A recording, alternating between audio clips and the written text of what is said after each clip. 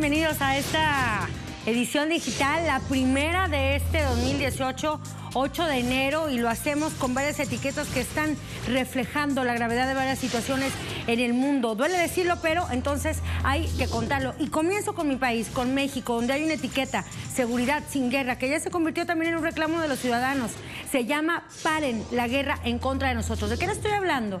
De la Ley de Seguridad Interior, que ya fue promulgada justo a finales de diciembre y que está provocando el día de hoy movilizaciones en varios puntos del país. Le contaré de eso. También me iré más adelante con otra manifestación, esta vez en España, sí es no, en contra de los centros de internamiento y estancia temporal, donde de manera ilegal se recluyó a migrantes y uno de ellos murió. Se están manifestando también en contra de esta situación. Allá en España lo han hecho en las calles y también, por supuesto, en las redes. Me iré después con la Trump Tower, este incendio que se registró en este edificio emblemático de Nueva York y que pertenece precisamente al presidente de Estados Unidos, Donald Trump. ¿Qué dice él y sobre todo qué dice las redes? También se lo estaré contando. Y al último, pero no por ello menos importante, todo lo relacionado, cómo se está también debatiendo en las redes y qué se está diciendo sobre este cese el fuego bilateral entre el ELN y el gobierno colombiano, y para el cual ya llegaron las delegaciones a Quito, Ecuador, para abordar acerca de este punto, esta medida que podría prorrogarse y que realmente es un reclamo, sobre todo desde el punto de vista humanitario, por parte de los sectores sociales. Así entonces, con los temas desplegados, como siempre, comenzamos esta conexión digital.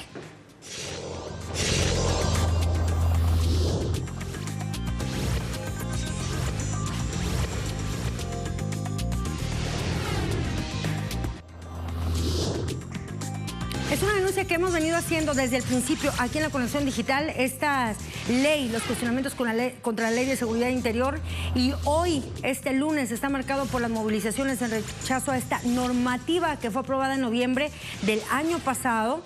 Fue muy rápida la discusión que tuvieron los congresistas mexicanos para aprobarla rápidamente en fast track, y la promulgó a finales del año pasado el presidente Enrique Peña Nieto. Ciudadanos se están manifestando con esta etiqueta, seguridad sin guerra, sobre todo sin guerra en contra de nosotros los mexicanos. ¿Qué dicen los ciudadanos? Pues preocupa la posible militarización del país, entre otras medidas que podrían ir en detrimento de nuestros derechos, sobre todo la represión a las movilizaciones sociales. Vamos a ver cómo se está reflejando esto en los portales, y comienzo con uno que habla acerca de una ciudad que se ha visto o donde se ha visto de una manera muy aguda la violencia, que es Ciudad Juárez, Chihuahua. De esto habla la nota de la jornada en política. Dice, la sociedad juarense exige frenar la criminalidad en militarización. Estamos hablando de que activistas, empresarios, miembros de organizaciones civiles y de la Iglesia Católica de Chihuahua recriminaron a los gobiernos federal y estatal por los altos índices de violencia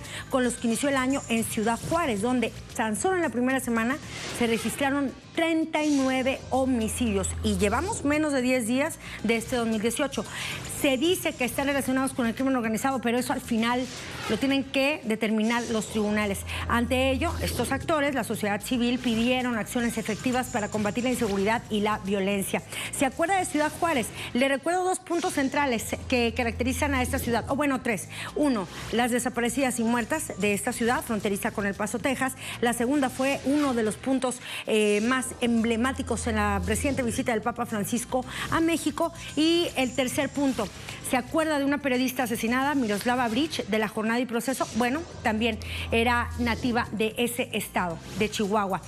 Estamos hablando de todo lo que está haciendo el día de hoy la ciudadanía mexicana para manifestarse en contra de esta Ley de Seguridad Interior. Hay diversas acciones, vamos a ver lo que habla el economista. Hay acciones de calle y también legales. Presentan recursos contra la Ley de Seguridad Interior. Estamos hablando del Congreso Nacional Ciudadano e integrantes de varias organizaciones de San Pedro Cholula en Puebla, los primeros en haber presentado estos recursos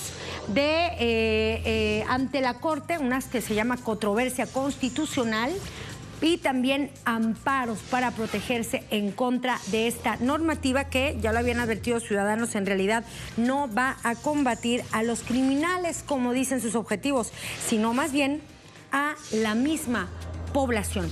Veamos qué dice al respecto otro portal, el semanario Proceso, en torno a este tema. Ahí está, dice, pretende compra inédita el gobierno de México de misiles y torpedos de Estados Unidos. Es una situación que no tiene precedentes, como ya lo dice el titular, y resalta esta noticia de Proceso que el gobierno del presidente Trump aprobó la venta de 23 misiles y 6 torpedos al gobierno mexicano de Peña Nieto y solicitó al Congreso estadounidense que avale la transacción para que el paquete bélico, que cuesta unos $100 millones, sea enviado a México de manera inmediata. Según el documento estadounidense al que Proceso tuvo acceso, es la primera vez que México busca adquirir este tipo de armamento. Ambos gobiernos fueron buscados por Proceso precisamente para tener su réplica y, sin embargo, no han hecho ningún comentario al respecto. Ahí está la gran pregunta que se abre. ¿Para qué quiere el gobierno mexicano estos misiles, estos torpedos? ¿Para combatir a quién? Ya lo veremos o tendrá que esclarecer el gobierno mexicano. Hablábamos de los peligros, o lo habían alertado los ciudadanos, organizaciones civiles, contra quién va la Ley de Seguridad Interior. Y bueno, en este contexto ya se dio un ataque armado que está causando mucha controversia y también muchas repercusiones que se dan a conocer en las redes. Vamos a ver esto. Está en uno de los estados que han sido más lastimados por la violencia. Le estoy hablando de Guerrero. ¿Usted recuerda? En esa entidad donde ocurrió la masacre de los estudiantes, de los normalistas de Ayotzinapa. Lluvia de la Mañana dice: condenamos el ataque armado del gobierno en contra del pueblo de Guerrero porque se reportan 11 asesinados y 30 detenidos de la CRAC, PC y SECOP. Para esto querían la Ley de Seguridad Interior en México. Se impuso el fascismo. ¿De qué le hablamos cuando le hablo de la CRAC, que es la Coordinadora Regional de Autoridades Comunitarias? Eso dicen sus siglas, eso significan sus siglas. ¿Y qué son? Bueno, son grupos desde el mismo pueblo, desde las zonas más pobres del país. Guerrero es el segundo estado más pobre de México, que defienden a sus poblaciones del crimen organizado. Se organizaron en esas comunidades, en la CRAC, porque desconfían de las autoridades, de las policías municipales, estatales y federales. ¿Qué tenemos entonces? 11 víctimas de estas organizaciones, que son organizaciones del pueblo. Vamos a ver, eso es una situación que está pasando en Guerrero. A ver si podemos rodar un poco. Ahí estábamos viendo parte del video, que es un video muy sensible, y de hecho también hubo alrededor de 6 reporteros agredidos, de acuerdo con lo que reportó la organización Artículo 19. Un tema que seguramente también veremos más adelante en las próximas emisiones, porque no es cualquier cosa este escenario y esta agresión por parte del gobierno en contra de los integrantes de la CRAC. Vamos con otra reacción también contra la Ley de Seguridad Interior. Ellos dicen, los ciudadanos dicen, ya se ven, ahí están los primeros efectos. Bueno, México Unido contra la Delincuencia dice: la Ley de Seguridad Interior es inconstitucional. Así lo expresan diversas organizaciones de la sociedad civil, que también resaltan, serán los 628 legisladores del Congreso de la Unión y Peña Nieto quienes dieron su aprobación, los primeros en darse cuenta que lo hicieron mal. Y justo hay decenas de acciones, de campañas para manifestarse en contra de la Ley de Seguridad Interior. Le voy a mostrar un video que se ha vuelto viral en redes, donde una ciudadana mexicana le reclama a Roberto Gil Suárez, senador del Partido Acción Nacional, la aprobación de la Ley de Seguridad Interior que promueve la militarización del país. Ella le preguntó en directo por qué la aprobó.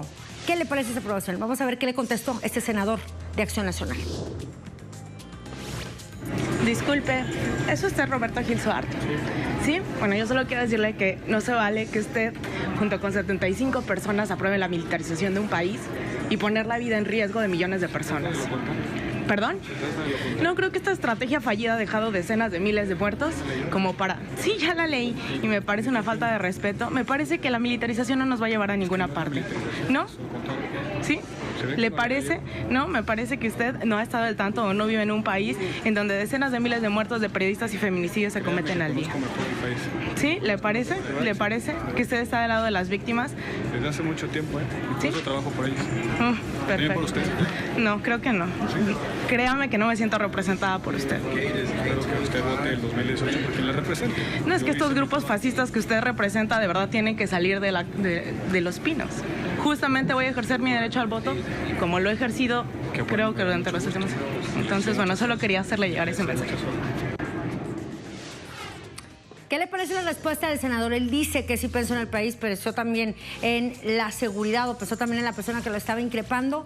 Y ahí está, el senador Gil Suárez, del mismo partido al que pertenece el expresidente Felipe Calderón. Recuérdelo, aquel que inició la guerra en contra, la fallida guerra en contra del crimen organizado. Le decimos también de manera falaz, guerra contra el crimen organizado, en realidad es terrorismo de Estado. Vamos con otras reacciones también en redes y lo vemos aquí con el despeñadero, es Instagram. ¿De qué hablamos? Precisamente de todo lo que ha ocasionado en estos casi 6 años de gobierno de Peña Nieto. Despeñadero en energía, en economía y sobre todo en seguridad.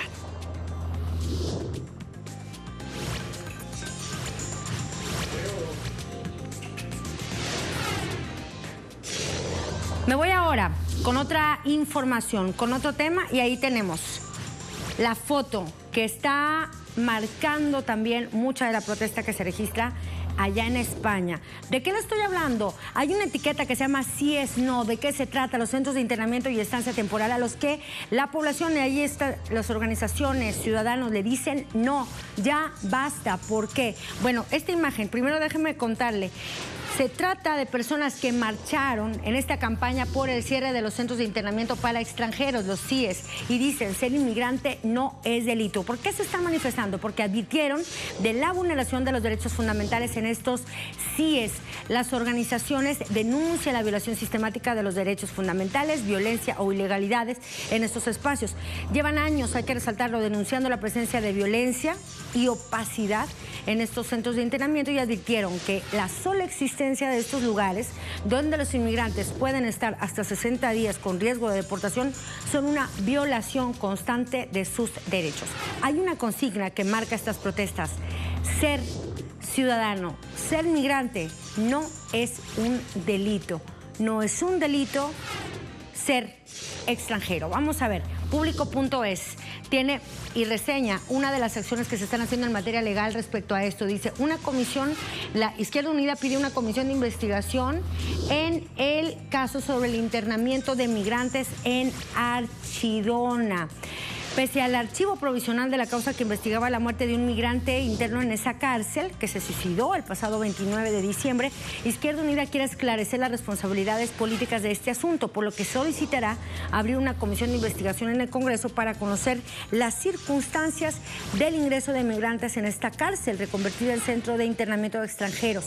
Por ello solicitó la convocatoria a un pleno extraordinario. Hay que resaltarlo, este centro de internamiento de Archidona en realidad es una cárcel, es una prisión, y hacia allí los mandó el gobierno de España. Vamos entonces a continuación, porque de eso habla nuestro corresponsal en Andalucía, Sergio Rodrigo, quien ha venido denunciando desde hace días todas estas manifestaciones y también las dificultades que él como periodista ha enfrentado para tener la información, sobre todo por parte del Ministerio del Interior. Allí lo tenemos en esta cuenta, en su cuenta de Twitter, S. Rodrigo Ruiz. Desde el inicio del encarcelamiento de migrantes, Archidona ha sido casi imposible comunicarse con el gobierno, con el Ministerio del Interior, que tan solo ha enviado varios comunicados. Acceder a la información ha sido un reto para periodistas nacionales e internacionales. Sergio Rodrigo hablando acerca de una de las irregularidades muy graves que sucedieron en esta prisión de Archidona. La muerte en situaciones poco claras de un migrante. Dicen las autoridades que se suicidó. Tenemos también otras reacciones. Shanghái Lili siempre, dicen, y lo tiene ahí a continuación. En varias partes del planeta, 3/4 partes del planeta muere de hambre para que podamos vivir al occidental. La explotación y acoso al tercer mundo sigue aumentando, y cuando esa juventud intenta escapar de la miseria y el sufrimiento, es tratada como criminales. Encerrados en las cárceles CIES, gritamos sí es no. Y así entonces, antes de ir a la pausa, primero vamos a ver una campaña de la Fundación SOS Racismo denominada Imagínate, que promueve el llamado por el cierre de los CIES. Lo grabaron varios artistas, lo grabaron varios activistas hablando acerca de esta situación y pidiendo precisamente que se cierren estos centros de internamiento temporal que en realidad no significan más que un lugar donde se violan de manera constante y sistemática los derechos de cualquier persona, como usted y como yo, a aspirar a un futuro mejor. Me voy a la pausa con ese mensaje y regreso con todo lo que ocurrió, todos los detalles del incendio en la Torre Trump. Imagínate que un día sales a la calle y dos hombres te obligan a meterte en un coche. Imagínate que un día, después de dejar a los niños en el colegio, te fuerzan para que entres en un coche. Imagínate que te encierran en una habitación. Imagínate que después te llevan a otro sitio. Te vuelven a encerrar. Te dicen lo que puedes o no puedes hacer en cada momento. Lo que tienes que hacer. Tienes miedo. Te provocan miedo. Te privan de libertad. De tu libertad. De la libertad. No entiendes nada de lo que está pasando. No puedes regresar a casa. No puedes recoger a los niños del cole. Tu vida se ha detenido. Ya no eres dueño de tus actos. Te quitan el nombre. Ya no eres más que un número. Estás en un centro de internamiento de extranjeros. Porque te quedaste sin trabajo y no pudiste renovar tus papeles. No solo perdiste el trabajo, perdiste tus derechos. Porque llegaste huyendo de la guerra, del terrorismo, huyendo del hambre. Soñando con una vida digna. Tardaste 5 años en llegar a Europa sufriendo lo que no puedo ni imaginar. ¿Y ahora? ¿Ahora? Ahora. ¿No sabes qué va a pasar?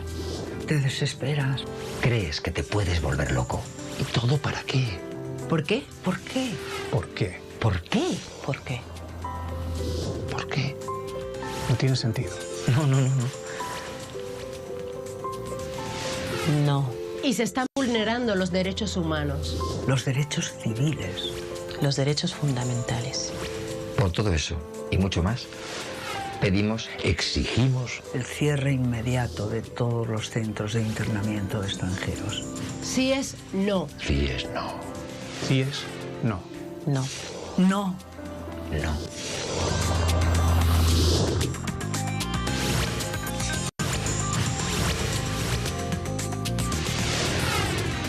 Y este lunes un incendio se convirtió en tendencia. Una enorme columna de humo salió del techo de la Trump Tower, uno de los rascacielos más emblemáticos de Nueva York, propiedad del presidente estadounidense Donald Trump. Y es que el mandatario no deja de ser noticia. Primero fue su libro Fire and Fury, el libro más bien dedicado a él, que habla de él. Y ahora esto. Vamos a ver este recorrido digital y comenzamos con todas las etiquetas y este portal. El diario.es dice: al menos 2 heridos en un incendio en la azotea de la Torre Trump en Nueva York. Esto de acuerdo con las primeras versiones que dio el Departamento de Bomberos de Nueva York. 2 personas resultaron heridas por este incendio que ocurrió en la azotea de esta torre, propiedad del mandatario estadounidense. Así está lo que señalaban los bomberos, quienes también recibieron una llamada de incendio a las 7 de la mañana, de acuerdo con su versión, y les decían, se les reportaba este incendio en este edificio icónico de la Quinta Avenida. Según las autoridades, los heridos son un bombero y un civil y el fuego ya fue controlado. ¿Qué se está diciendo de reacciones? Vamos a ver, por ejemplo, en Twitter, Aníbal Garzón dice: incendio en Torre Trump posiblemente por causas domésticas, pero Estados Unidos es capaz de acusar a Irán, Corea del Norte, Venezuela o Rusia para planificar injerencias como hizo con el Maine, Pearl Harbor o el 11 de septiembre. ¿Qué tal? Sobre todo cuando vemos el escenario tan convulso en el que se suele meter por su propia voluntad y casi siempre vía Twitter Donald Trump. La lavadora se incendió en Trump Tower, es lo que dice el siguiente tweet, que también está señalando una etiqueta clave en este escenario. Dice: demasiado lavado de dinero. Impeach Trump. Y bueno, también hubo muchas bromas en Instagram, bromearon sobre este incendio haciendo alusión al particular peinado de Donald Trump.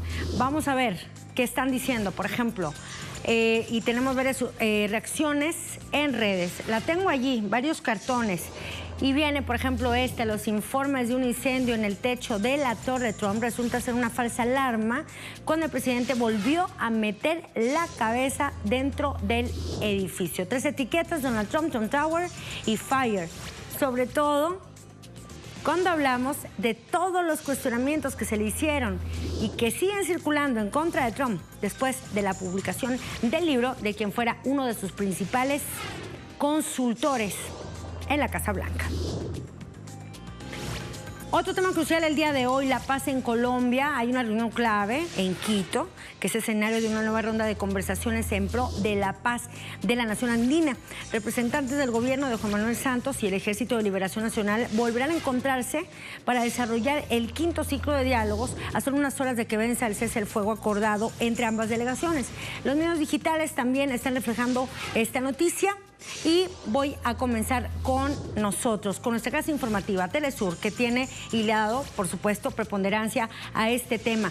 Gobierno colombiano y ELN se aprestan a continuar diálogos de paz en Quito y señala que desde académicos hasta el secretario general de la ONU le solicitan al Ejecutivo y al ELN que extiendan el cese de hostilidades, una posibilidad o una medida que ya Santos dijo que sí estaría dispuesto a negociarla en esta mesa de conversaciones. Hay varios puntos clave y resalta sobre todo las denuncias que ha hecho el ELN y también sectores de la sociedad civil de cómo el gobierno colombiano ha incumplido parte de los acuerdos. ¿Qué se espera entonces mañana?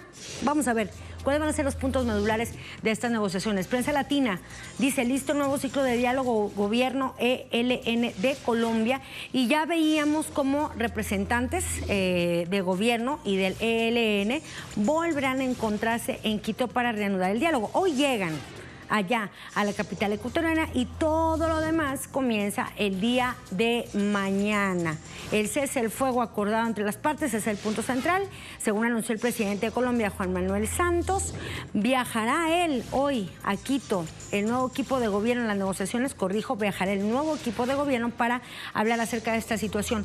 Otro de los puntos clave, de acuerdo con lo que han señalado especialistas, es la cuestión humanitaria, que cese el asesinato de líderes sociales y que también se cumpla sobre todo con lo pactado, que cese la persecución, que cese la violencia. Todo esto para que se pueda prorrogar este cese el fuego bilateral. Lorena Hoyos nos tiene todos los detalles a través de su cuenta de Twitter. Dice, este lunes el equipo negociador del gobierno viaja a Quito para iniciar el quinto ciclo del diálogo de paz con el ELN. Tiene la etiqueta también de Colombia. Otra más también en Twitter. Carlos Velandia dice, hoy 100 días del cese bilateral, fuego y hostilidades, sin incidentes. En estos 100 días se han evitado la muerte de 95 personas y 421 heridos. El ELN reconoce que cese sí ha producido alivio humanitario y dice que buscará en Quito nuevos momentos de cese bilateral. Es decir, con todo, lo que hay que ver es esta noticia con optimismo de que sí se pueda prorrogar el cese del fuego. Tengo también más. ¿Cómo se va a desarrollar esta nueva etapa y esta nueva ronda de diálogos de paz? Vamos a ver a continuación qué se tiene en torno a esto. Lo tiene el reporte en directo de Cristian Salas.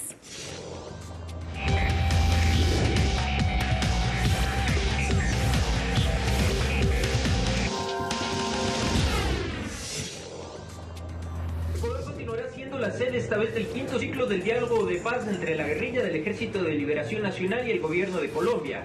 Para el gobierno ecuatoriano es prioritario que se mantenga el cese bilateral del fuego. Además, hoy se espera la llegada de la delegación del gobierno colombiano, que estará presidida en esta ocasión por el ex vicepresidente Gustavo Bell, quien reemplazará a Juan Camilo Restrepo. Además, en el ELN se mantiene la coordinación a cargo del comandante Pablo Beltrán. Ahí está, parte importante y parte clave de esta historia. Nos vamos entonces, y lo hacemos como siempre con un video donde, y le hablamos, los fotógrafos fueron testigos de las historias más importantes de este 2017. Nos vamos precisamente con algunas de estas imágenes que marcaron los 365 días del año, que hace una semana concluyó. Gracias, lo espero mañana como siempre en La Conexión Digital.